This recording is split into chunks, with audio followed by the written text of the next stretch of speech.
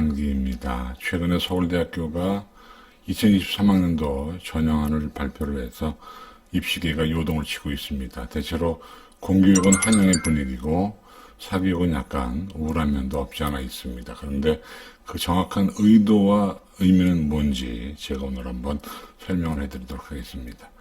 많은 전문가들이 설명을 했습니다만은 또 저 나름대로의 생각이 있기 때문에 이번 전형안을 보면서 드는 여러 가지 생각을 고민해 보겠습니다. 과연 일반고, 자사고, 특목고 간의 유불리는 어떠한지, 그런가 하면 우리가 어떤 고등학교를 선택해 줘야 되는지, 또 과연 내신의 영향력은 정말 커지는 것인지에 대해서 등등 한번 얘기를 해보겠는데, 우선 이번 전형안의 가장 중요한 특징은 뭐냐라고 하면 공교육의 정상화를 노렸지만 거기에 따라서 실리도 충분히 확보하고 있다고 보여집니다.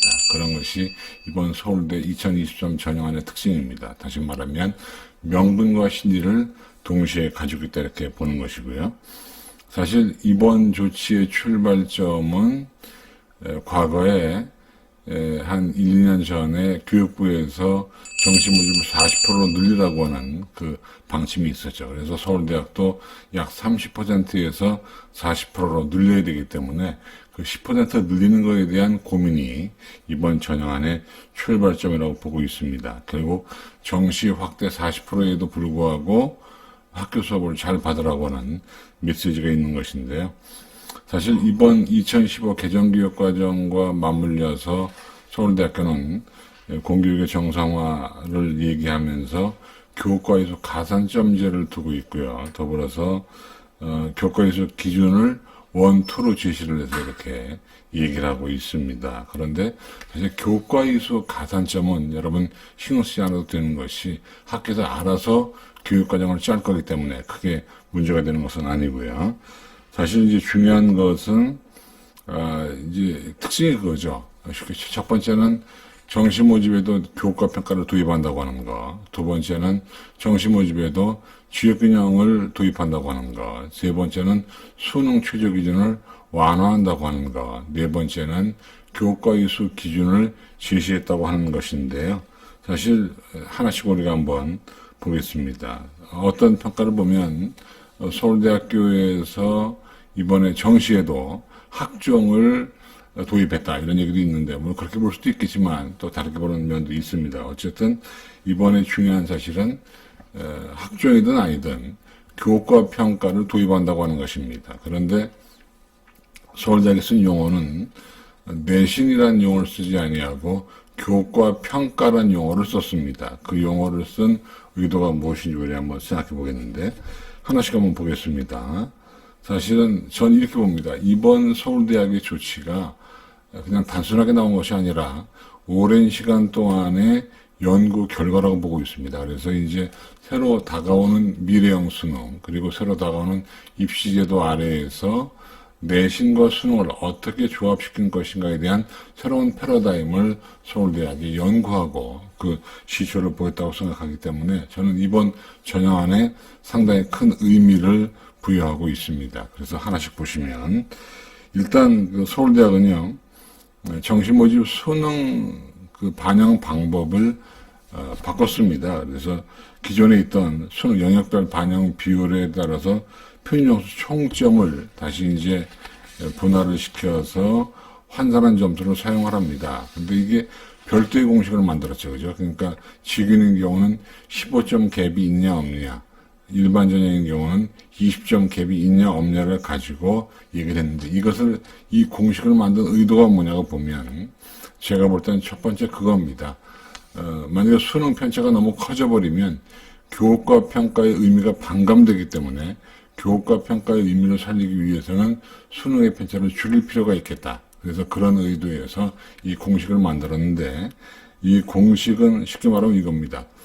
15점이나 20점이 넘어가면 15점, 20점으로 한정을 짓는 것이고요. 안 넘어가면 그냥 두는 것이고 그래서 교과 평가의 의미를 살린다라고 하는 건데 실제로 일반 전형에서 2배수를 1단계에 선발을 하면 인문계열은 15점을 넘는 모집 단위가 거의 없을 겁니다. 20점도 그렇고. 그런데 자연계열은 과학탐구2의 영향도 있고 EBS 영향도 있기 때문에 실제로 이 갭이 크게 벌어질 가능성이 높아서 거기에 대한 보완책으로 만들었죠. 왜냐하면 자연계열은 의학대 영향도 있고 더불어서 과탐2를 의무적으로 해줘야 되기 때문에 과탐2 인원수가 점점 주는, 과탐2 응시자가 점점 주는 입장에서는 그 15점, 20점 이상의 갭이 벌어질 수 있기 때문에 거기에 대한 보완책으로 수능 산출 방식에 대한 새로운 공식을 만들었다라고 하는 것입니다. 그런데 두 번째, 이 전형안의 핵심 바로 여기 있습니다. 다시 말하면 서울대 수능 표준점수 만점이 600점이거든요. 600점을 지역균형 60, 일반전형 2단계 80으로 범위를 축소하는 겁니다. 근데 이때 비례하여 축소하는 것이 아니고요. 표준점수의 차이가 그대로 이어지게 되어 있습니다. 예를 들면 지원자의 1단계 합격자 최고점이 410점이고 만약에 다른 수험생 B가 405점이라고 하면 최고점과 최하점의 차이가 5점 차이가 나죠. 이걸 그대로 60이나 80에서 빼주는 거기 때문에 표점 600점에서의 5점 차이가 60점, 80점으로 바뀌어도 여전히 5점 차이를 보인다는 겁니다. 그러니까 비례해서 축소되는 것이 아니라 갭은 그대로 남아있다라고 하는 것이죠. 반대로 15점과 20점일 경우에는 이제 갭을 좀 15점, 20점으로 낮추어주는 그런 거죠. 이상 넘어가면. 근데 이런 방식은 이미 미술대학에서 시행하고 있었고요. 지난 2010학년도에도 일반 전형에서 단계별 전형을 실시할 때 인문계열, 자연계열, 사범대학에서 썼던 방법이기 때문에 서울대학으로서는 낯선 방법이 아니다라고 하는 것입니다. 그러면 이제 세 번째 우리가 키워드는 뭐냐면 과연 그러면 정시 모집에서 가장 위력적인 것은 뭐냐라고 하면 역시 교과 평가가 아니라 수능입니다. 그러니까 아무리 이렇게 공식을 만들어서 수능을 어쩌고저쩌고 교과를 어쩌고저쩌고 한다고 하더라도 실제로 교과평가에서 서울대학 출신들이 최고 최저점이 10점에서 5점 차이 나기가 쉽지가 않죠. 여러분 뭐 이미 보신 것처럼 3개 ABC 절대평가 방식입니다. 물론 정성평가이고요. 그러니까 실제로 서울대학 지원자 가운데 CC나 BC를 맞는 사람은 거의 드물 겁니다. 그래서 제가 볼 때는 대부분 AA 아니면 AB, 뭐 적어도 BB 정도를 받을 거기 때문에 적어도 2점에서 1점 정도, 그러니까 지규는 2점, 일반은 1점 정도의 차이밖에 나지 않을 거예요. 그래서 제가 볼 때는 더군다나 정상평가이기 때문에 교과평가에서 큰 점수 차이가 나기는 쉽지 않다. 이렇게 전 보고 있고요. 그래서 네 번째, 교과평가의 영향력이 생각보다 크지 않을 수 있습니다. 뭐 당연히 수능보다는 훨씬 낮을 거고요. 또 물론 1단계 커트라인에서 하위 10% 정도는 영향이 있을 수 있겠지만 그러나 그 이상의 영향력은 없을 거라고 보고 있습니다. 더군다나 수능으로 1단계를 선발하기 때문에 일반적인 경우에 수능 성적이 나쁘면은 통과할 수가 없죠. 그래서 아무리 교과 평가를 한다 하더라도 정시 모집의 위력은 여전히 수능에 있다. 그러니까 일반형 1단계 100%, 2단계 80%라고 하더라도 사실은 수능이 정시 합불의 핵이라고 저는 보는 겁니다. 그럼 이제 다섯 번째, 정시 지역균형에도 졸업생을 넣은 이유가 뭐냐라는 것입니다. 사실 냉정히 따지면 정시 교육균형 선발인 경우는 일반 고등학교에서요 자원이 없을 수 있습니다.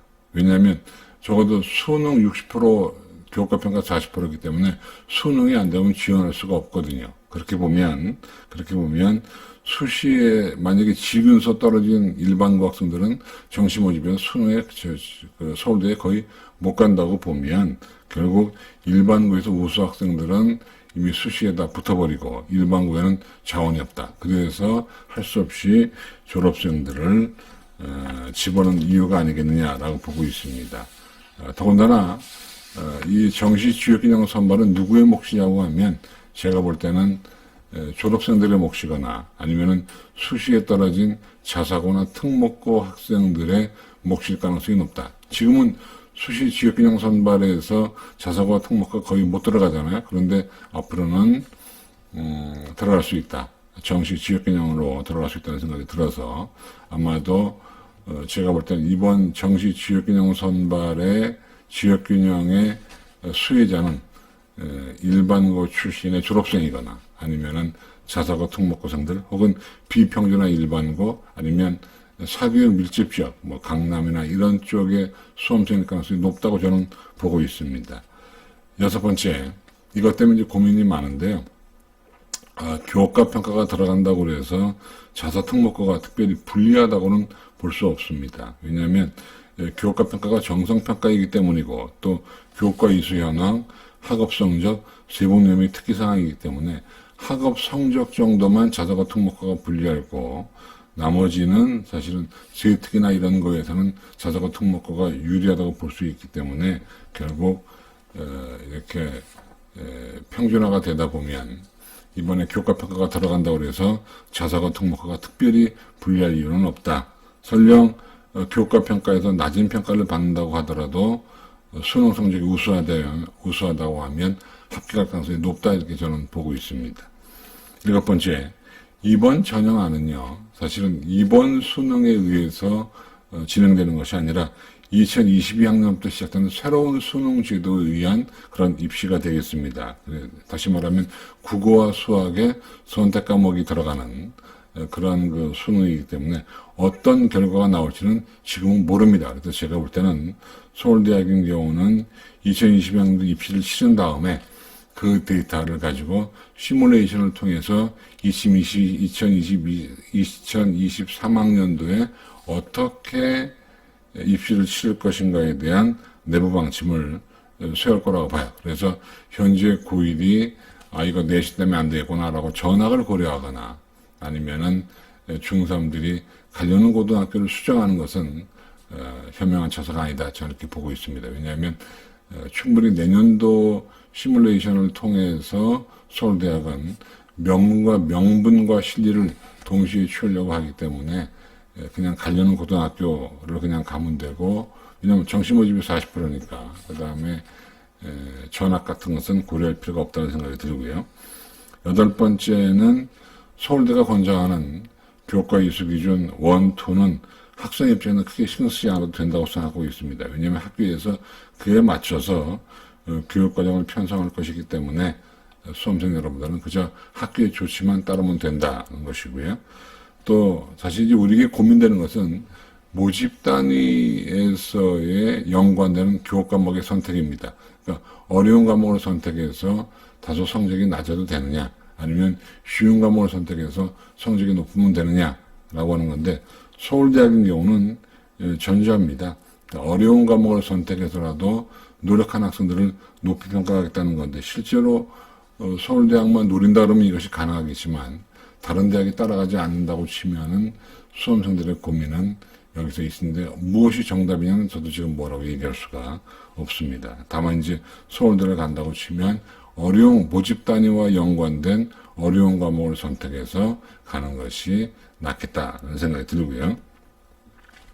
아홉 번째, 이번 안을 보면 서울대학교 지원자들은 3학년 2학기에도 학기 공부를 소홀히 할 수 없습니다. 수능 100%가 아니라 지균인 경우는 교과 성적 40%, 그다음 일반인의 경우는 20%가 들어가기 때문에 끝까지 학기 공부를 놓을 수 없다고 하는 점이 부담으로 다가옵니다. 특히 다른 대학들, 연대나 고대가 서울대학을 따라오지 않을 경우에는 더욱 고민은 커진다고 볼 수 있습니다.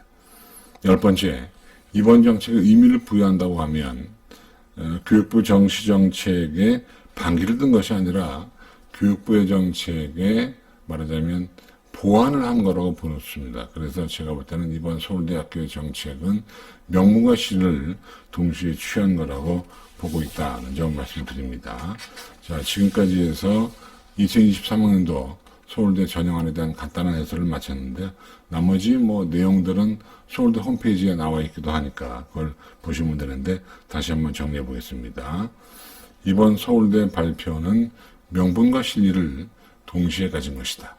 그 다음에 지역균형을 집어넣은 것은 서울대학이 지금 현재 30%의 정시 모집을 40%로 늘리게 되기 때문에 그 10%의 갭을 어떻게 줄이냐는 것이 서울대의 고민이었고, 그 고민 속에서 말하자면 10%를 지역균형 전형으로 뽑는 것이 어떠냐라는 그 결론에 도달을 했겠죠. 물론 이것은 정확한 인원수는 나와야 됩니다만, 왜냐하면 경영대학 같은 데서는 정시 직윤을 하지 않으니까요. 그래서 인원수가 나와봐야 알겠지만 적어도 서울대학은 지역 편중에 대한 그 방지 효과, 공교육의 정상화 같은 걸 들어서 정시 지역균형 제도를 만들었다라고 하는 것이고요. 지금 이제 같은 서울대학 내에서 경영대학하고요, 사회과학대학이 일부, 농업생명과학대학, 생활과학대학, 수의과대학은 참여하지 않았습니다. 좀 어색한 면이 있죠. 그 다음에 교과평가가 도입된다고 하더라도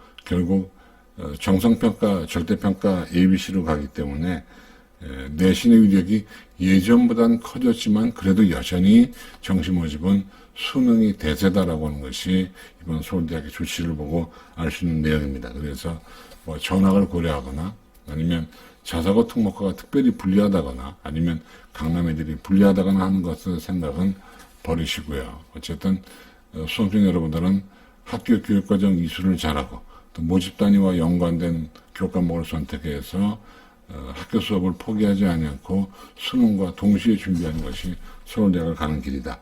어떻게 보면 수험생들 입장에서는 부담이 좀 늘었다고 볼 수 있습니다. 그래도 뭐 할 수 없죠. 서울대가 가려면. 자, 오늘은 여기까지 해서 서울대 2023학년도 전형안의 의미와 해석을 간단하게 말씀을 드렸습니다. 자, 오늘 여기까지.